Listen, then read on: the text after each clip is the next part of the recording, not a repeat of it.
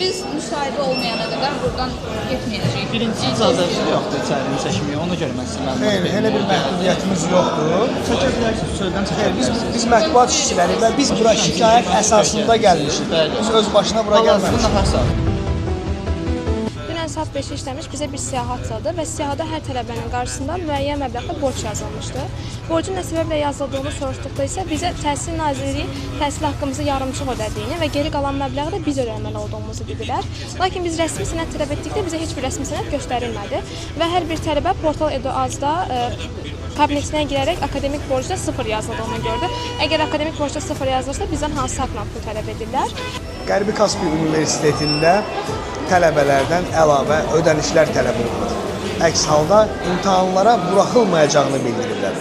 Bu o tələbələrdir ki, dövlət sifarişi ilə təhsil alan tələbələrdir.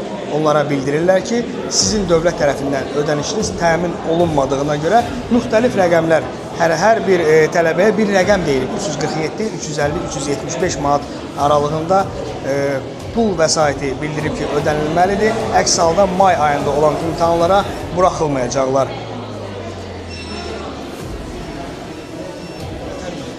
Biz universitet daxil olanda, pulsuz daxil olduğumuza görə universitetin bizə ayırdığı pulun hamısını ödəmədiyini, buna görə də qalan pulun bizim ödəməyə lazım olduğumuzu dedilər. Amma təhsil şöbəsinə falan zəng eləyəndə, yəni belə bir şey olmadığını hamısında ödədik. Dünən bəs bizə siyahat oldu ki, 347 manat 30 qəpik borcumuz var dövlətə və heç bir açıqlama verilmədən atıldı bu.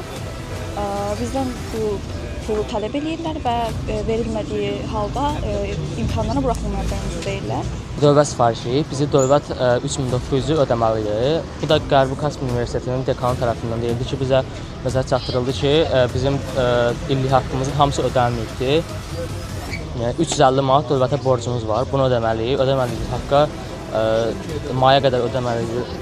Tədbirdə imtahana buraxılmayacaq.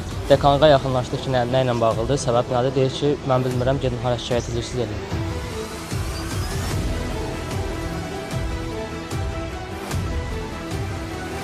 Biz bunu araşdırırıq həm Təhsil Nazirliyindən, həm də avtomatik surətdə Maliyyə Nazirliyindən. Qərar nə olacaqsa biz onlara məlumat verəcəyik. Bu qədər bəsit. Ona görə siz zəhmət olsa əlaqə nömrələrinizi və nə lazımdır göndərin bizə.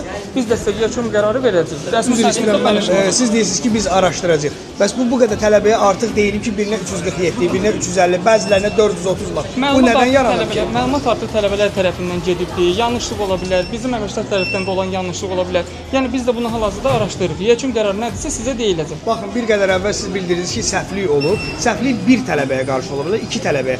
Bəs yüzlərlə, onlarla tələbəliyə ola bilməz axı. Məlumat sizə dəqiq şəkildə göndəriləcək. Ona görə zəhmət olmasa əlaqə nömrələrinizi göndərin. Universitet hal-hazırda əlaqə saxlayın. Maliyyə Nazirliyində, Təhsil Nazirliyində. Yekunda nədirsə bütün qərarlar sizə göndəriləcək. Bu qədər bəsit. Zəhmət olmasa gözləyin, gün sonuna qədər sizə məlumat veriləcək.